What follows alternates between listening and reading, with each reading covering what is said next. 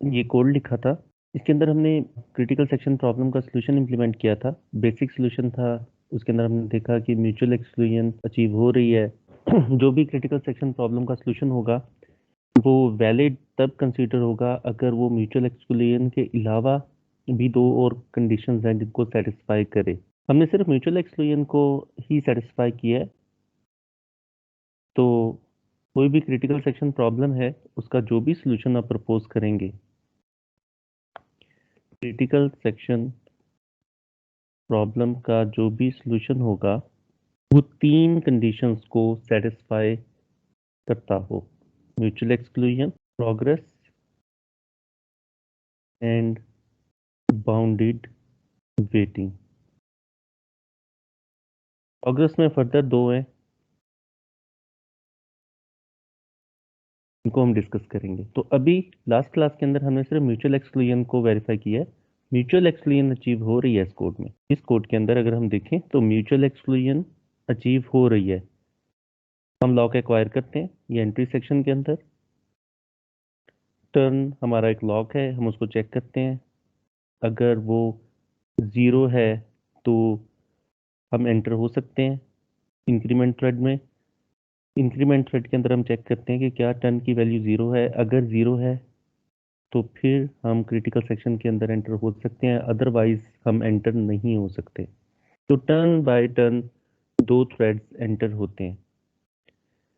हमने देखा था कि थ्रेड के अंदर एक क्रिटिकल सेक्शन है जहाँ शेयर्ड वेरिएबल मॉडिफाई हो रहा है। अब क्रिटिकल सेक्शन के ऊपर एक एंट्री सेक्शन है जहाँ पे परमिशन ग्रांट होगी कि क्या वो थ्रेड अपने क्रिटिकल सेक्शन में एंटर हो सकता है या नहीं। और जब क्रिटिकल सेक्शन से एग्जिट होगा तो एक एग्जिट सेक्शन आएगा जिसके अंदर किसी लॉक को हम रिलीज करेंगे। इसके अलावा जो कुछ भी हमारे कोड में होगा वो रिमाइंडर सेक्शन है। तो ये चार सेक्शन होंगे हमारे थ्रेड के अंदर: remainder section, entry section, critical section and exit section. ये हमने लास्ट क्लास में देखा था। म्यूचुअल एक्सक्लूजन तो अचीव हो रही है, लेकिन हमने बाकी दो कंडीशंस को भी सेटिस्फाई करना है, एक प्रोग्रेस और एक बाउंडेड वेटिंग। अब प्रोग्रेस कंडीशन क्या है? प्रोग्रेस कंडीशन के दो पार्ट्स हैं। पहला पार्ट ये कहता है कि थ्रेड्स और processes running in their remainder section should not participate in decision making। कौन सा डिसीजन? वो जो एंट्री सेक्शन के अंदर डिसीजन हो रहा है कि कौन सा थ्रेड अपने क्रिटिकल सेक्शन में जाएगा। अभी कोई भी थ्रेड अपने क्रिटिकल सेक्शन में नहीं है और कुछ थ्रेड अपने क्रिटिकल सेक्शन में एंटर होना चाहते हैं, तो एंट्री सेक्शन में डिसीजन होना है। एंट्री सेक्शन के अंदर डिसीजन होना है कि कौन सा थ्रेड अपने क्रिटिकल सेक्शन में एंटर होगा। उस डिसीजन मेकिंग के अंदर सिर्फ वही थ्रेड्स पार्टिसिपेट करें जो एंट्री सेक्शन के अंदर मौजूद है। किसी ऐसे थ्रेड का वेट ना किया जाए जो अपने रिमाइंडर सेक्शन में एग्जीक्यूट हो रहा है, जो एंटर होना ही नहीं चाहता। Very very simple. प्रोग्रेस का पहला पार्ट ये है कि वो प्रोसेसेस जो अपने रिमाइंडर सेक्शन में एग्जीक्यूट हो रहे हैं वो डिसीजन मेकिंग में पार्टिसिपेट नहीं करेंगे। सिर्फ वो ही पार्टिसिपेट करेंगे जो अपने एंट्री सेक्शन में है और एंटर होना चाहते हैं। जो एंटर ही नहीं होना चाहता, जो अपने रिमाइंडर सेक्शन में एग्जीक्यूट हो रहा है, उसका वेट नहीं किया जाएगा। आपको ये समझ आया कि तीन सेक्शंस हैं, एक एंट्री सेक्शन है, क्रिटिकल, एक एग्जिट। इनका पर्पस समझ आ गया? Yes sir. इन तीन सेक्शंस के अलावा जो कुछ भी हमारे थ्रेड में है वो है रिमाइंडर सेक्शन। अब इन तीन सेक्शंस के अलावा हमारे इस थ्रेड के अंदर ये लूप था, लूप की कंडीशन थी, हमने इसको रिमाइंडर सेक्शन कह दिया। अब डिसीजन मेकिंग यहां पर होना है एंट्री सेक्शन में, हियर। Okay sir. डिसीजन यहां पर होना है किस चीज का, कि एंटर होना है या नहीं होना, ये थ्रेड अपने क्रिटिकल सेक्शन में एंटर होगा या नहीं होगा। इसी तरह दूसरे थ्रेड का जो डिसीजन है वो यहां पर होना है कि क्या ये थ्रेड अपने क्रिटिकल सेक्शन में एंटर होगा या नहीं होगा। अब डिसीजन मेकिंग के अंदर सिर्फ वही थ्रेड्स पार्टिसिपेट करेंगे जो अपने एंट्री सेक्शन के अंदर मौजूद हैं। जो अपने एंट्री सेक्शन के अंदर मौजूद नहीं है वो डिसीजन मेकिंग का पार्ट नहीं होंगे। हमारा सोल्यूशन ऐसा नहीं होना चाहिए कि उनका भी वेट किया जाए। जो अपने क्रिटिकल सेक्शन में एंटर ही नहीं होना चाहते वो अपने रिमाइंडर सेक्शन में भी एग्जीक्यूट हो रहे हैं।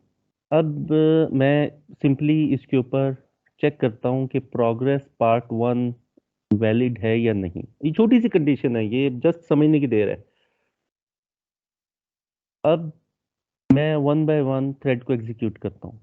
मैं कहता हूँ कि थ्रेड नंबर 1 है और थ्रेड नंबर 2 अभी नहीं है, तो क्या थ्रेड नंबर 1 अपने क्रिटिकल सेक्शन में एंटर हो सकता है? तो हम यहाँ डिस्कस कर रहे थे कि प्रोग्रेस कंडीशन का पहला पार्ट ये है कि डिसीजन मेकिंग के अंदर कौन सा डिसीजन कि कौन सा थ्रेड अपने क्रिटिकल सेक्शन में एंटर होगा।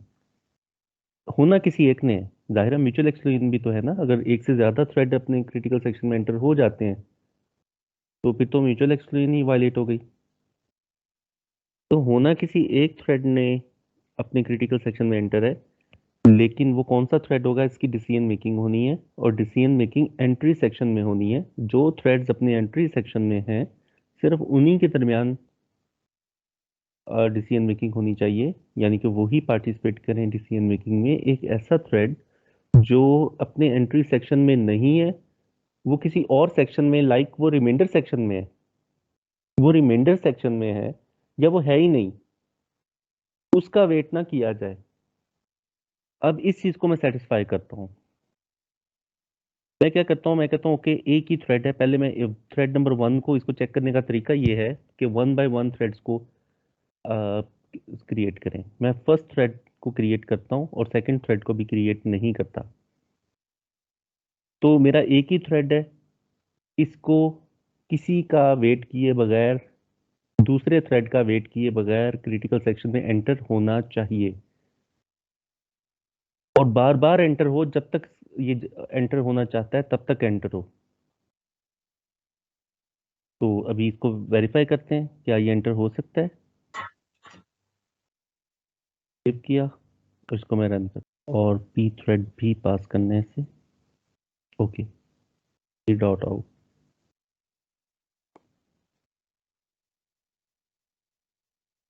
ओके, एक काम ये करता हूँ कि मैंने जो काउंटर बहुत बड़ा रखा हुआ है इसको छोटा कर लेता हूँ, 50,000 कर लेता हूँ।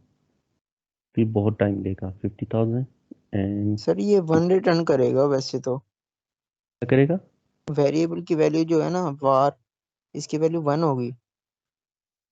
1 होगी, और दोबारा ये एंटर नहीं हो पाएगा।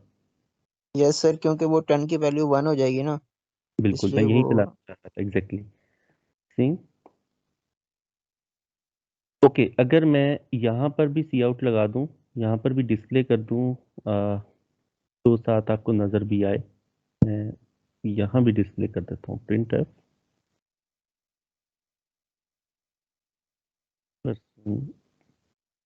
डी, ताकि आपको ये नजर आए कि कितनी दफ़ा वो एंटर हो रहा है। और यहाँ भी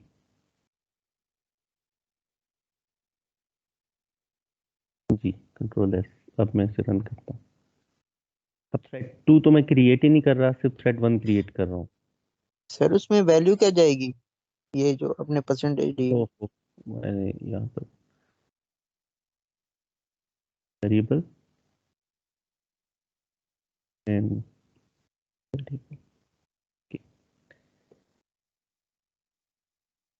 1, एक दफ़ा वो एंटर हो गया है लेकिन दोबारा एंटर नहीं हो पा रहा। डिसीजन मेकिंग में वो स्टक हो गया है, और वो एक ऐसे थ्रेड का वेट कर रहा है जो अपने रिमाइंडर सेक्शन में तो क्या वो है ही नहीं। अब सर ये इसलिए भी है ये कि होता हमने ऊपर उसको जीरो इनिशियलाइज करवाया हुआ था थ्रेड को, है एग्जैक्टली टर्न को। एग्जैक्टली हमारा सोल्यूशन इस तरह का है कि उसमें स्ट्रिक्ट अल्टरनेशन है कि पहले जीरो थ्रेड चलेगा, यानी कि थ्रेड 1 चलेगा, फिर थ्रेड 2 एंटर होगा अपनी क्रिटिकल सेक्शन में। जब वो एग्जिट होगा तो थ्रेड 1 फिर एंटर हो सकता है। यानी कि अगर एक ही थ्रेड हो दूसरा हो ही ना, तो एक ही थ्रेड बार बार एंटर नहीं हो सकता। जैसे थ्रेड नंबर 1 दोबारा एंटर नहीं हो पा रहा, क्यों? क्योंकि ये स्टक है अपने एंट्री सेक्शन में और वेट कर रहा है थ्रेड 2 के आने का, कि थ्रेड 2 आएगा, फिर डिसीजन मेकिंग होगी, और डिसीजन मेकिंग उसके हक में हो जाएगी, वो एंटर होगा, फिर एग्जिट होगा, तो फिर ये एंटर होगा। तो ये है प्रोग्रेस पार्ट 1, कि डिसीजन मेकिंग में एक ऐसे थ्रेड का वेट किया जा रहा है जो है ही नहीं, जो अपने क्रिटिकल सेक्शन में एंटर ही नहीं होना चाहता। म्यूचुअल एक्सक्लूजन अचीव हो गई, फाइन, लेकिन हमने प्रोग्रेस को भी सेटिस्फाई करना है और बाउंडेड वेटिंग को भी सेटिस्फाई करना है। ये तीनों कंडीशन सेटिस्फाई होंगी तो हम कहेंगे ये क्रिटिकल सेक्शन प्रॉब्लम का वैलिड सॉल्यूशन है, अदरवाइज वैलिड सॉल्यूशन नहीं है वो। चलें, ये तो फिर भी एक दफा एंटर हो गया। अब हम इसको टर्मिनेट करके आ, दूसरे थ्रेड को क्रिएट करते हैं, और पहले को हम कमेंट कर देते हैं कि क्या दूसरा थ्रेड एंटर हो पाएगा? No sir, no sir. कुछ भी वो नहीं एक दफा होगा, भी एंटर नहीं होगा, वो एक दफा भी कुछ भी एंटर नहीं नहीं हो होगा। पाएगा। क्या सर्वर रिस्ट्रिक्ट हो जाएगा शुरू में ही? इसका मतलब है कि वो वेट कर रहा है एंट्री सेक्शन के अंदर एक ऐसे थ्रेड का जो अपने क्रिटिकल सेक्शन में एंटर होना ही नहीं चाहता। अब वो आएगा, थ्रेड नंबर 1, डिसीजन मेकिंग फिर होगी, उससे पहले डिसीजन मेकिंग हो ही नहीं सकती, वेट किया जा रहा है उसके आने का, और ये रिक्वायर्ड नहीं है। This is the violation of progress part 1। Progress condition violate हो रही है, इसको चेक करने का यही तरीका है। प्रोग्रेस वायलेट हो रही है, ये एक दफा भी एंटर नहीं हो पाया।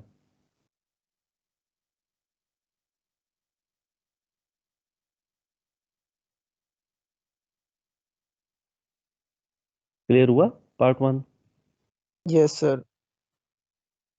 ओके, तो इसका मतलब है कि पार्ट 1 तो यहाँ वायलेट हो रहा है, प्रोग्रेस पार्ट 1 सेटिस्फाई नहीं हो सकी, तो ये वैलिड सॉल्यूशन नहीं है। पार्ट 2 ये है कि डिसीजन मेकिंग इनडेफिनिटली प्रोलॉन्ग नहीं होनी चाहिए।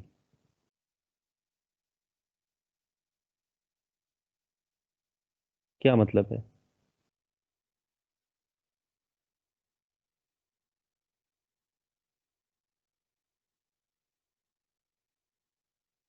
मींस टाइमली मैनर में होनी चाहिए।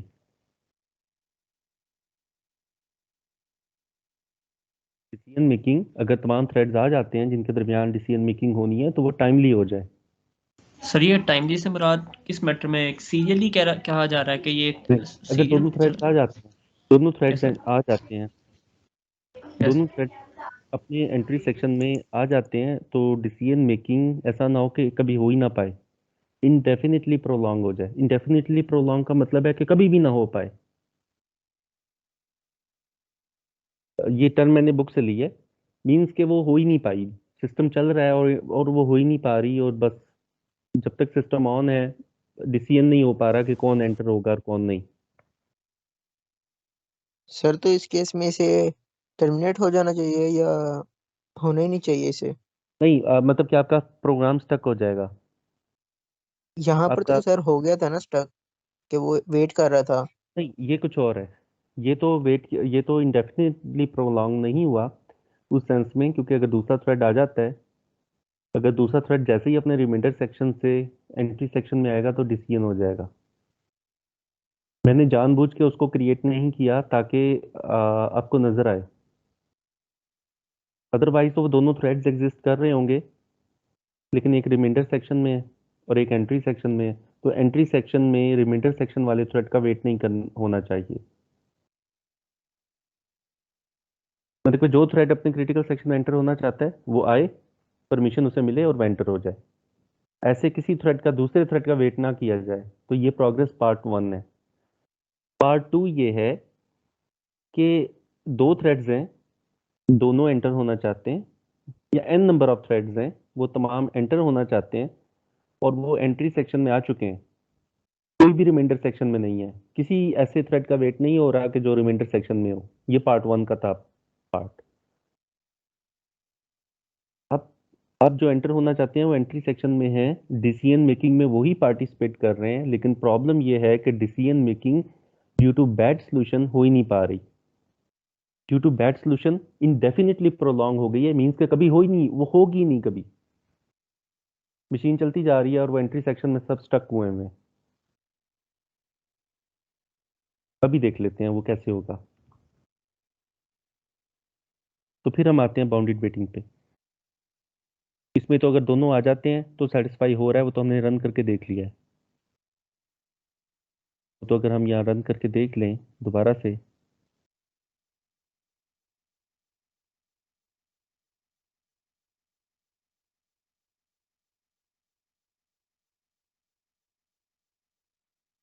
ये देखें दोनों 1 बाय 1 एंटर हो रहे हैं, नजर आ रहा है।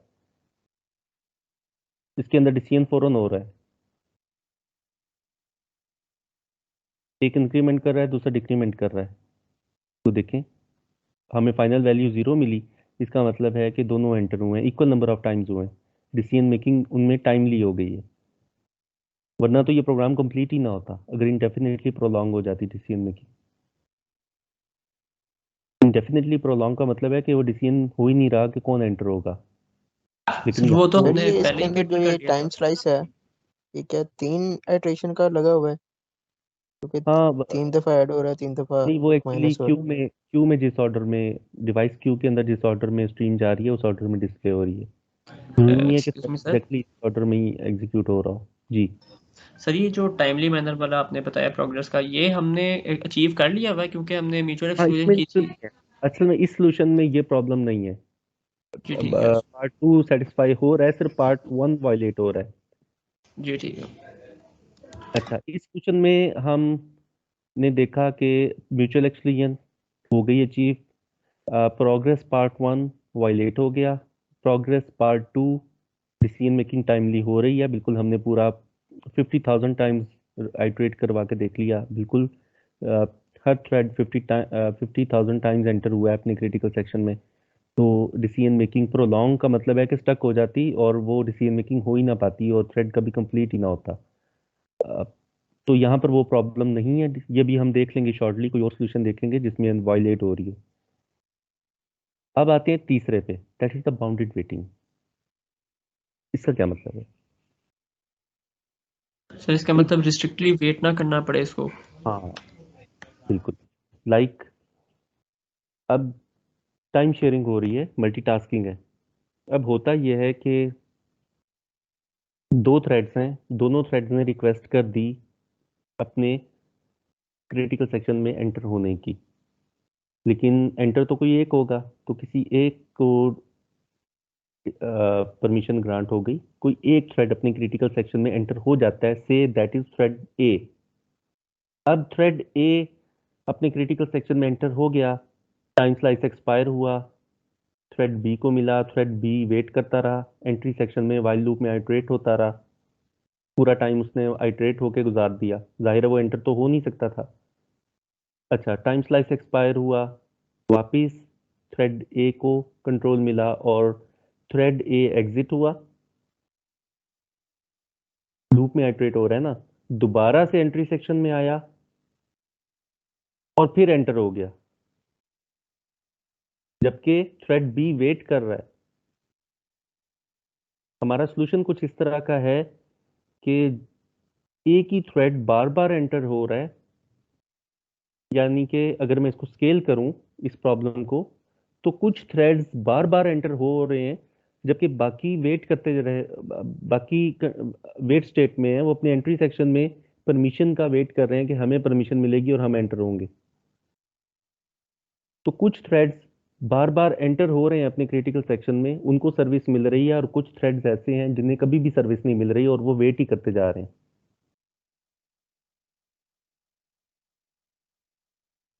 तो कोई लिमिट, कोई बाउंड होना चाहिए उनकी वेटिंग पे कि वो कितना वेट करेंगे। मैं कहता हूं कि दूसरा थ्रेड, थ्रेड ए 2 दफा एंटर हो सकता है मैक्सिमम, 2 के बाद थ्रेड बी को परमिशन ग्रांट लाजमी तौर पे होगी। अगर उसके वेट के ऊपर कोई चेक है, कोई बाउंड है कि ये सिर्फ मैक्सिमम इतना वेट कर सकता है, इसके बाद ये यकीनी तौर पे एंटर होगा, तो बाउंडेड वेटिंग सेटिस्फाई होगी। दो थ्रेड्स हैं, थ्रेड ए एंड बी, तो बी ने भी रिक्वेस्ट कर दी, ए ने भी रिक्वेस्ट कर दी, परमिशन ग्रांट हुई ए को, और ए एंटर हुआ, एग्जिट हुआ, दोबारा फिर परमिशन ए को मिल गई, फिर ए एग्जिट हुआ, एंटर, यानी कि परमिशन एक ही थ्रेड को मिलती जा रही है और बी जो है वो कभी भी एंटर नहीं हो पा रहा। जी ठीक है सर, आ गया समझ। अगर ऐसा है, मैंने वही बात की है लेकिन इन a different way.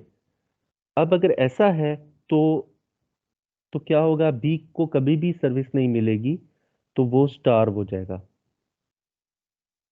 Star means कि उसे कभी भी सर्विस नहीं मिलेगी, वो स्टार टू डेथ होता है कि कभी भी वो एंटर नहीं हो पाएगा। तो ऐसा नहीं होना चाहिए।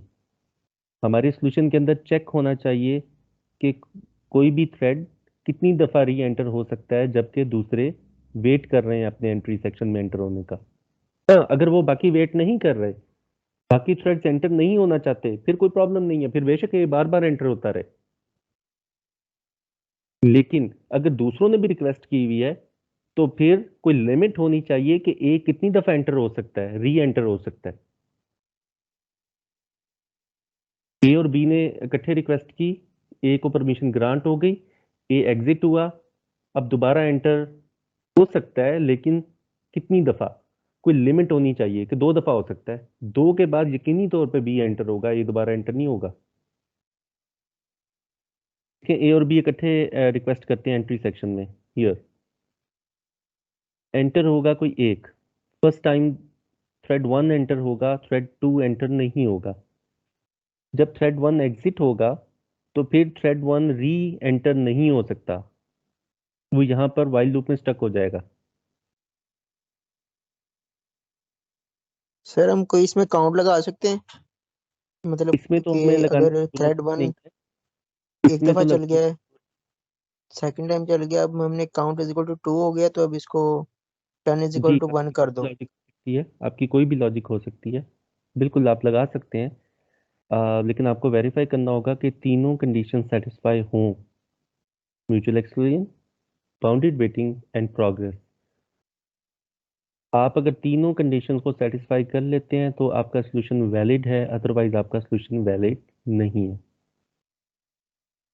तो यहाँ पर तो बाउंडेड वेटिंग सेटिस्फाइड है।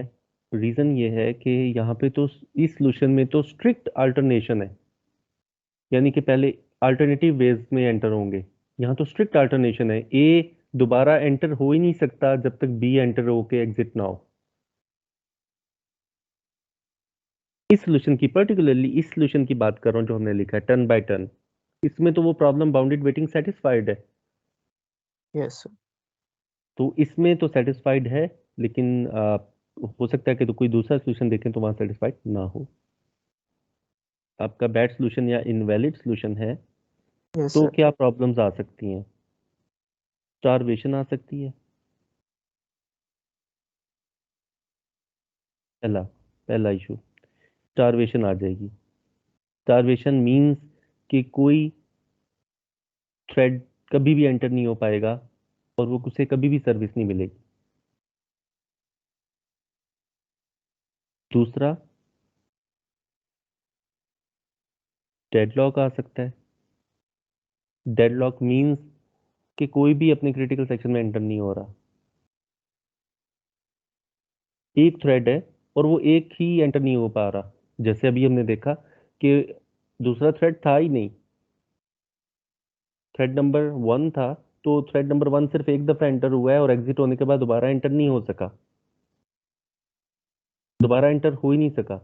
और थ्रेड नंबर टू की अगर बात करें तो थ्रेड नंबर टू को जब हमने इंडिपेंडेंटली रन किया तो एक दफा भी एंटर नहीं हो सका। वाई? तो इसे कहते हैं डेडलॉक। और ये डेडलॉक तब आता है जब प्रोग्रेस कंडीशन का कोई भी पार्ट वायलेट हो। स्टारवेशन आती है जब बाउंडेड वेटिंग कंडीशन वायलेट हो।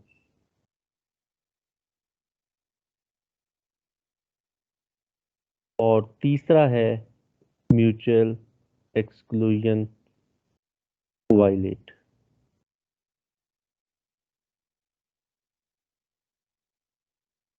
ओके, हम एक काम करते हैं, अब टर्न बाय टर्न की बजाय हम यहाँ पर फ्लैग्स रख लेते हैं। फ्लैग्स और इसको मैं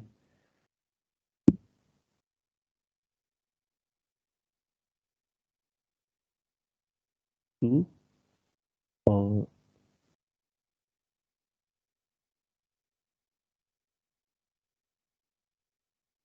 कैरे बना लिया मैंने।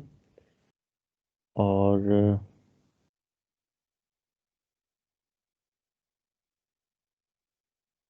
कोई भी थ्रेड एंटर होने के लिए वो चेक करे कि क्या दूसरे का जो एंटर होना चाहता है, जो भी थ्रेड, वो अपने फ्लैग को सेट कर दे, flag of 0 is equal to 1, और फिर चेक करे कि दूसरे का फ्लैग सेट तो नहीं है। दूसरे थ्रेड का जो फ्लैग है, अगर वो सेट है तो एंट्री सेक्शन में वेट करे, एंटर ना हो। ये एक दूसरा सोल्यूशन है। यहाँ पे मैं यही काम करता हूँ कि ये थ्रेड अपने फ्लैग को सेट कर दे और फिर वेट करे अगर दूसरे थ्रेड का जो फ्लैग है वो 1 है, और एग्जिट सेक्शन में अपने फ्लैग को क्लियर कर दे, मीन्स कि वो एग्जिट हो गया। Same here, flag of 0 is equal to 0। बहुत सिंपल सा सोल्यूशन है। इनिशियली दोनों फ्लैग 0 हैं। जो थ्रेड थ्रेड दो थ्रेड है हमारे पास, एक को मैं क्या देता हूँ थ्रेड 0, वो फ्लैग नंबर 0 को सेट करेगा एंटर होने से पहले, और चेक करेगा कि क्या दूसरे अ, जो थ्रेड का फ्लैग है, दैट इज द फ्लैग 1, क्या वो सेट है। अगर वो सेट है तो वो वेट करे उसके क्लियर होने का। अगर वो सेट नहीं है तो ये एंटर हो जाए, और जैसे ही एग्जिट हो तो ये अपने फ्लैग को दोबारा क्लियर कर दे ताकि दूसरा थ्रेड भी एंटर हो सके। ये सोल्यूशन क्लियर है। अब हम अप्लाई करेंगे वन बाय वन, तीनों कंडीशंस चेक करेंगे, लेकिन मैं इसे एक दफ़ा रन करके देख लूँ। फ्लैग अनडिक्लेयर, हाँ फ्लैग्स रखा है, चलिए इसे मैं फ्लैग कर देता हूँ।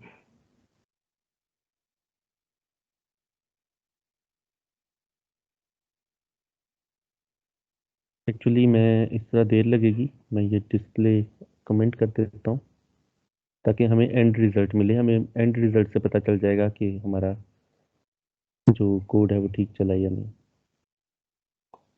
जी,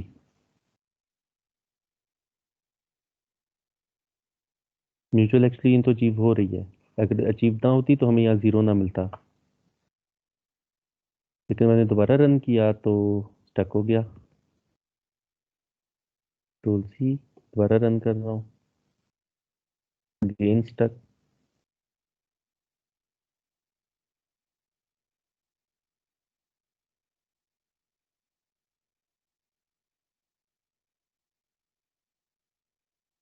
ये देखें डिसीजन नहीं हो पा रहा,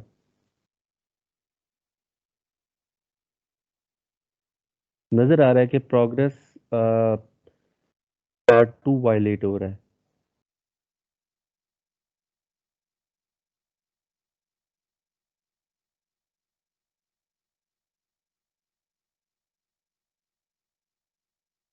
चलिए हम वन बाय वन चेक करते हैं। एक दफा कोड चला है, हमें रिजल्ट 0 मिला है और 0 ही आना चाहिए था। तो म्यूचुअल एक्सपीरियंस तो होल्ड कर रही है, लेकिन हमने बाकियों को भी सेटिस्फाई करना है। तो प्रोग्रेस पार्ट 1 को चेक करने के लिए हम सबसे पहले थ्रेड 1 को क्रिएट करते हैं, थ्रेड 2 को क्रिएट नहीं करते। अगर थ्रेड 1 50,000 टाइम्स एग्जीक्यूट हो जाता है, यानी कि 50,000 टाइम्स एंटर हो जाता है अपने क्रिटिकल सेक्शन में विदाउट वेटिंग फॉर थ्रेड 2, तो इसका मतलब है कि प्रोग्रेस 1, जो पार्ट 1 है वो सेटिस्फाई हो रहा है। ओके, ये 50,000 का काउंट मिला है, इसका मतलब है कि वो 50,000 टाइम्स एंटर हुआ है। उसने डिसीजन मेकिंग में थ्रेड 2 का वेट नहीं किया जैसे कि हमारा पहला सोल्यूशन वेट कर रहा था।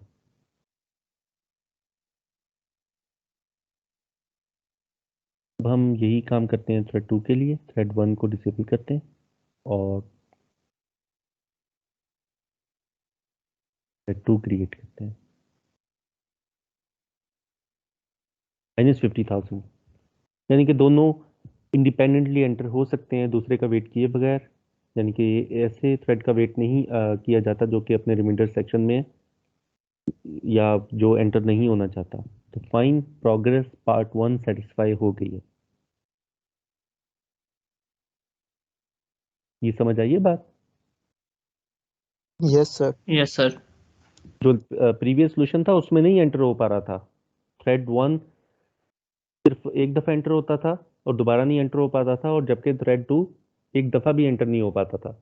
तो यहाँ पर प्रोग्रेस 1 सेटिस्फाई हो रही है। अब देखते हैं पार्ट 2 को, प्रोग्रेस का जो सेकंड पार्ट है वो सेटिस्फाई हो रहा है या नहीं। अब जब हम इस प्रोग्राम को चलाते हैं तो ये प्रोग्राम नहीं चल रहा, मतलब कि कोई भी थ्रेड अपने क्रिटिकल सेक्शन में एंटर नहीं हो रहा, डेडलॉक आ रहा है। क्यों? डिसीजन मेकिंग इनडेफिनेटली प्रोलॉन्ग हो रही है, हो नहीं पा रही डिसीजन मेकिंग। अगर होती तो मुझे कुछ काउंट नजर आता यहाँ पर। इसकी रीजन ये है कि अब मैं इसको ड्राई रन करता हूँ, फ्लैग जो थ्रेड 1 है उसने अपने फ्लैग को सेट कर दिया, उसके बाद कॉन्टेक्स्ट स्विच हुआ या टाइम स्लाइस एक्सपायर हुआ, या अगर मल्टी प्रोसेसिंग हो रही थी तो eight the same time thread 2 ने फ्लैग 1 को भी सेट कर दिया, तो फ्लैग 0 भी सेट हो गया और फ्लैग 1 भी सेट हो गया। अब वाइल लूप के अंदर कंडीशन चेक की थ्रेड 1 ने, flag of 1 is equal to 1, yes true है। एट द सेम टाइम जब कंडीशन चेक की थ्रेड 1 ने, while flag of 0 is equal to 1, yes ये कंडीशन भी ट्रू है। तो थ्रेड 1 भी अपने लूप में आइट्रेट हो रहा है और थ्रेड 2 भी आइट्रेट हो रहा है। दोनों के वाइल लूप में कंडीशंस ट्रू है और दोनों अपने एंट्री सेक्शन में है और डिसीजन मेकिंग हो ही नहीं पा रही, इनडेफिनेटली प्रोलॉन्ग हो गई है। जब तक मशीन ऑन है ये डिसीजन नहीं हो पाएगा, कोई भी एंटर नहीं हो पाएगा अपने क्रिटिकल सेक्शन में।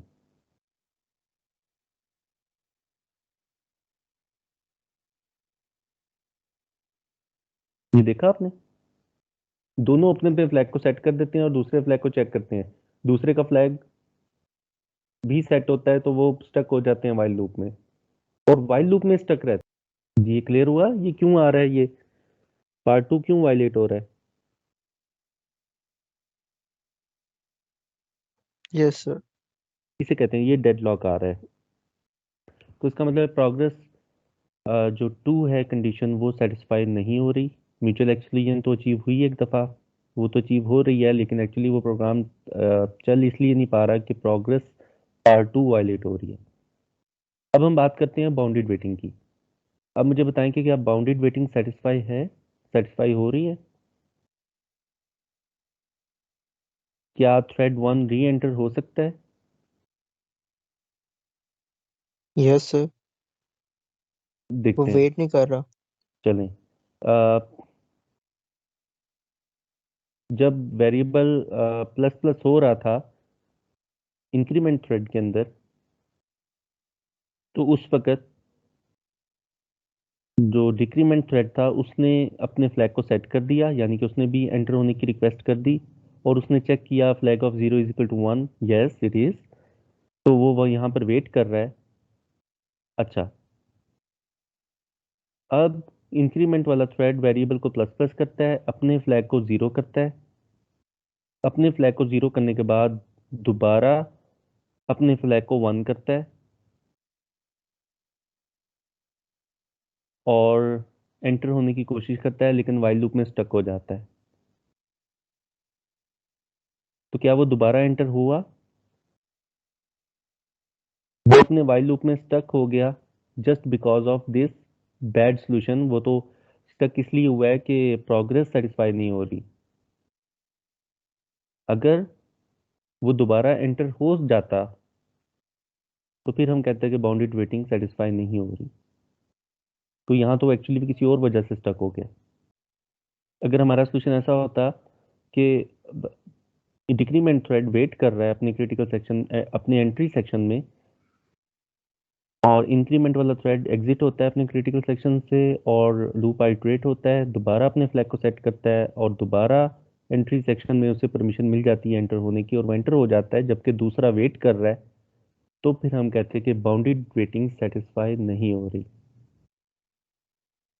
लेकिन यहाँ पर एक्चुअली प्रोग्रेस वायलेट हो रही है जिसकी वजह से डेडलॉक आ जाता है, कोई भी एंटर नहीं हो पाता। ओके, अब मैं ये करता हूँ कि दोनों सॉल्यूशंस को मर्ज करता हूँ।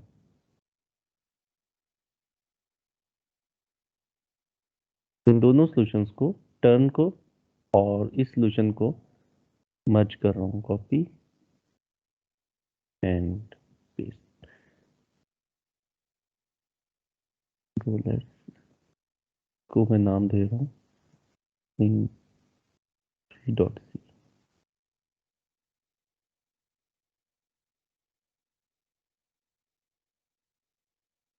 ओके, मैं एक टर्न वेरिएबल वापस कर रहा हूँ, int turn is equal to 0 और मैं यहाँ पर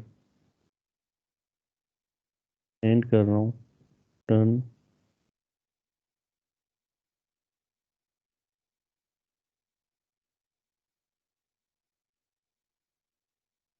इज इक्वल टू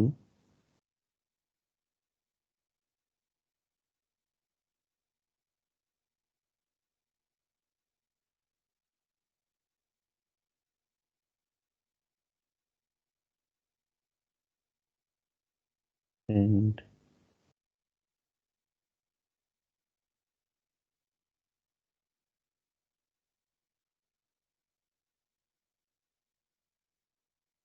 चल। टर्न को और फ्लैग्स को दोनों को मैंने एंड करके मर्ज कर दिया। तो मैं इसलिए मर्ज किया है दोनों को कि टर्न वाले सॉल्यूशन के अंदर जो प्रोग्रेस है पार्ट 2 वो सेटिस्फाई हो रहा था, तो इसलिए मैंने दोनों को मर्ज कर दिया। अब मैं इसको रन करता हूँ, 1, यहाँ पे टर्न को 1 कर रहा हूँ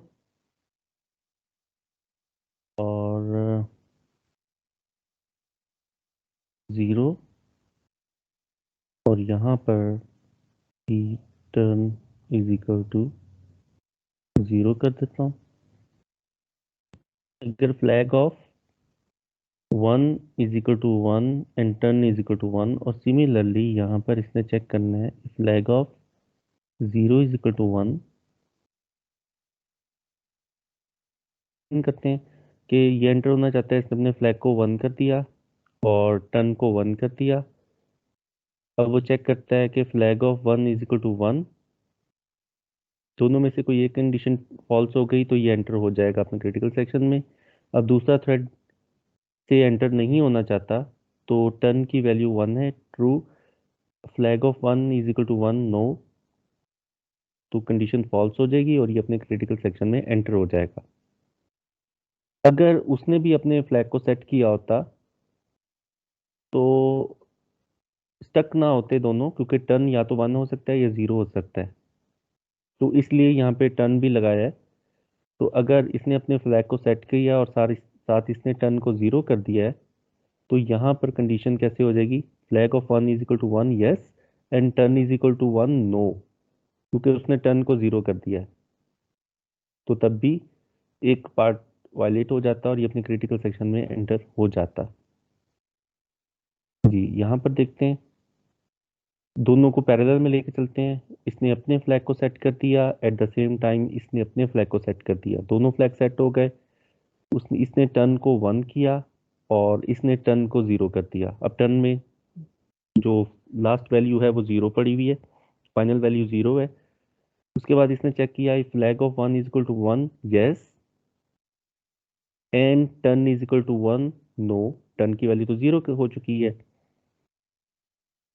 तो यहाँ पर एक कंडीशन वायलेट हो गई जिसकी वजह से ये लूप ब्रेक हो गया और ये वाला थ्रेड अपने क्रिटिकल सेक्शन में एंटर हो गया। जबकि यहाँ पर क्या हुआ, इसने चेक किया flag of 0 is equal to 1 yes and turn is equal to 0 yes, दोनों कंडीशंस ट्रू हो गई और ये वेट कर रहा है अपने एंट्री सेक्शन में। तो ओके, जब ये एग्जिट हुआ इसने अपने फ्लैग को 0 कर दिया। अपने फ्लैग को 0 करने के बाद लूप आइट्रेट हुआ, फ्लैग को दोबारा सेट किया, टर्न को 1 किया, चेक किया तो इसका अपना फ्लैग तो सेट है और टर्न भी 1 हो चुका है, ये दोबारा एंटर नहीं हो पाएगा। तो बाउंडेड वेटिंग सेटिस्फाई हो गई कि जब दोनों दूसरे ने रिक्वेस्ट की भी एंटर होने की तो ये थ्रेड दोबारा एंटर नहीं हो पाया। फाइन, तो क्या ये एंटर हो सकेगा? Flag of 0 is set yes and turn is equal to 0 no, क्योंकि उसने टर्न को 1 कर दिया था तो ये अपने क्रिटिकल सेक्शन में एंटर हो जाएगा। ये ड्राई रन किया है मैंने, ये इट इज वर्किंग। जीसीसी सिंग 3.c, हम गलत प्रोग्राम को कंपाइल कर रहे हैं, इसमें क्या गलती है? ओके जी, यहाँ पर मिस्टेक थी, अब मैं इसे कंपाइल करता हूँ। 3 यस, कंपाइल हो गया। अब इसे रन किया तो हमें 6 मिला।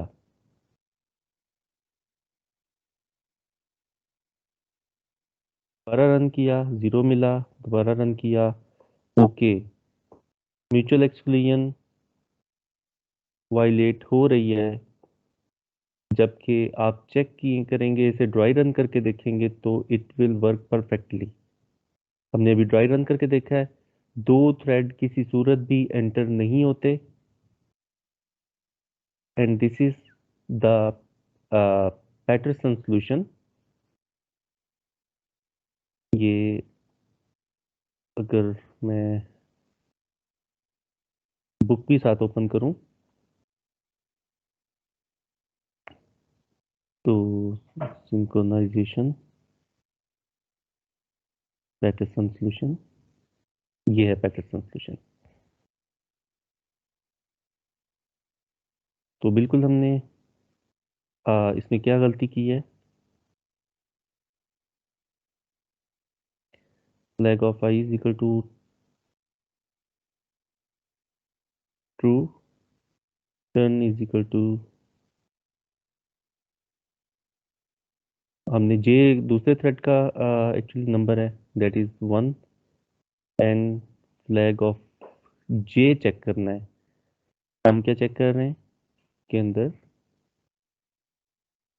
बिल्कुल फ्लैग ऑफ 1 ही चेक कर रहे हैं, जे ही चेक कर रहे हैं और यहाँ भी फ्लैग ऑफ जे चेक कर रहे हैं।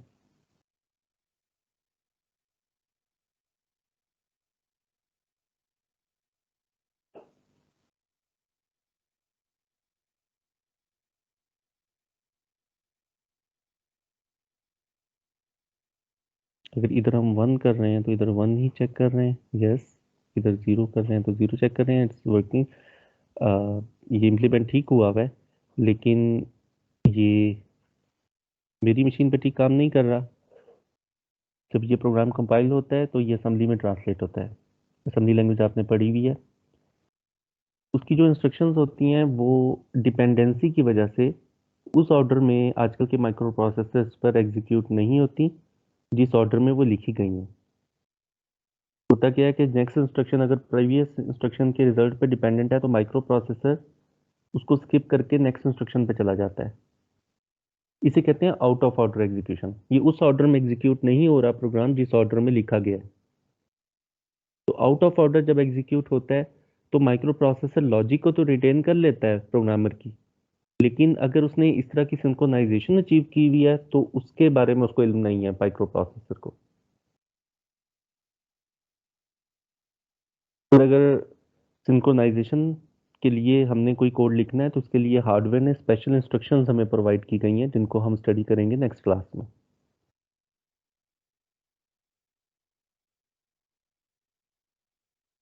तो पैटरसन सॉल्यूशन, जो पैटरसन का पेपर पब्लिश हुआ था, ये ऑथर का नाम है, साइंटिस्ट का नाम है, उस वक्त ये वैलिड सॉल्यूशन था जो तीनों कंडीशन को सेटिस्फाई करता था, लेकिन आज कल की मशीन के ऊपर ये वैलिड नहीं रहा। इसकी दो लिमिटेशन है। एक लिमिटेशन तो ये है कि ये जो ओरिजिनल पैटरसन सॉल्यूशन है ये सिर्फ 2 थ्रेड्स के लिए या 2 प्रोसेसेस के लिए, और दूसरी लिमिटेशन इसकी ये है कि ये मॉडर्न माइक्रो प्रोसेसर के ऊपर वैलिड रिजल्ट्स नहीं देता।